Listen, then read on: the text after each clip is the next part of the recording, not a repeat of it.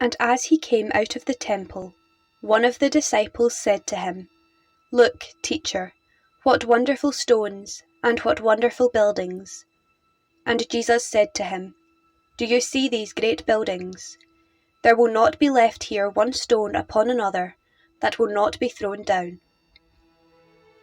And as he sat on the Mount of Olives opposite the temple, Peter and James and John and Andrew asked him privately, "Tell us, when will this be?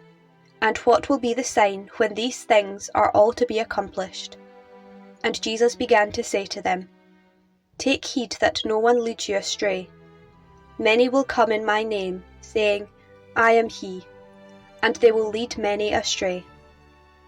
And when you hear of wars and rumours of wars, do not be alarmed. This must take place, but the end is not yet. For nation will rise against nation, and kingdom against kingdom, and there will be earthquakes in various places. There will be famines. This is but the beginning of the birth pangs.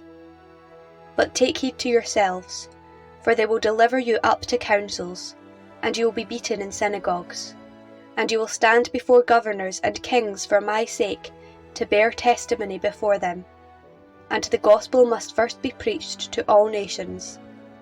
And when they bring you to trial and deliver you up, do not be anxious beforehand what you are to say, but say whatever is given you in that hour, for it is not you who speak, but the Holy Spirit. And brother will deliver up brother to death, and the father his child, and the children will rise against parents and have them put to death. And you will be hated by all for my name's sake, but he who endures to the end will be saved. But when you see the desolating sacrilege set up where it ought not to be, let the reader understand. Then let those who are in Judea flee to the mountains. Let him who is on the housetop not go down, nor enter his house to take anything away. And let him who is in the field not turn back to take his mantle. And alas for those who are with child, and for those who give suck in those days. Pray that it may not happen in winter. For in those days there will be such tribulation as has not been from the beginning of creation, which God created until now, and never will be. And if the Lord had not shortened the days, no human being would be saved. But for the sake of the elect, whom he chose, he shortened the days. Then if anyone says to you, 'Look, here is the Christ,' or 'Look, there he is,' do not believe it.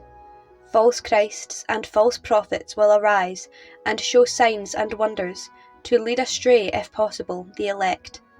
But take heed, I have told you all things beforehand. But in those days, after that tribulation, the sun will be darkened, and the moon will not give its light, and the stars will be falling from heaven, and the powers in the heavens will be shaken. And then they will see the Son of Man coming in clouds with great power and glory. And then he will send out the angels, and gather his elect from the four winds, from the ends of the earth to the ends of heaven. From the fig tree learn its lesson. As soon as its branch becomes tender and puts forth its leaves, you know that summer is near. So also, when you see these things taking place, you know that he is near, at the very gates. Truly I say to you, this generation will not pass away before all these things take place. Heaven and earth will pass away, but my words will not pass away. But of that day or that hour no one knows, not even the angels in heaven, nor the Son, but the Father. Take heed, watch, for you do not know when the time will come.